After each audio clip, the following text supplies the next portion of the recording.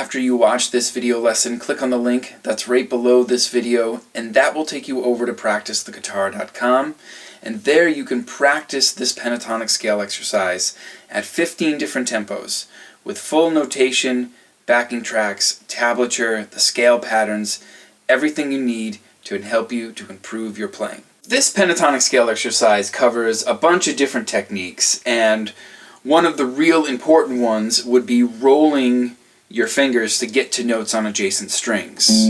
So say right there I'm playing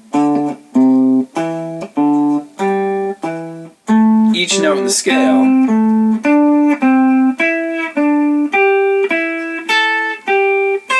and just getting to the next note that's right above it. And this happens quite often in these groupings of fours. Another really important aspect would be just simply learning all 5 shapes of the pentatonic scale starting from the same note. Pattern 1, from the flat third of the scale, from the 4th, from the 5th, and from this flat 7th. These shapes you'd want to memorize and be able to play in any key, and this exercise helps you immensely to visualize those shapes in those 5 different keys because you're playing each pattern back to back, all without stopping. Another super useful technique is alternate picking, which this exercise uses all alternate picking. Not that you couldn't do the exercise with hammer-ons and pull-offs as well. You certainly could. But this is designed to get you to just keep your pick flat, and you're starting with a downstroke, and you're just straight alternate picking. So if you do a downstroke, the next pick stroke is going to be an up. And if you do an upstroke, the next pick stroke would be a down. It just continues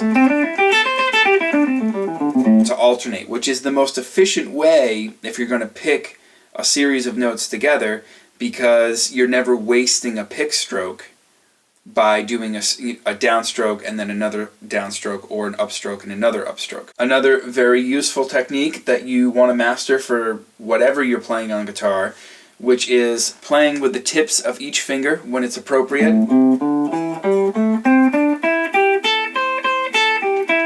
and also adjusting your hand if you do have to roll your fingers to get to a note that's on the adjacent string, and being able to navigate switching between the two, where you're playing with just the tips opposed to having to roll your fingers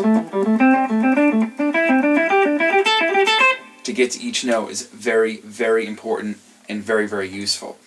All of these techniques are covered at PracticeTheGuitar.com in various different exercises that you can practice along with.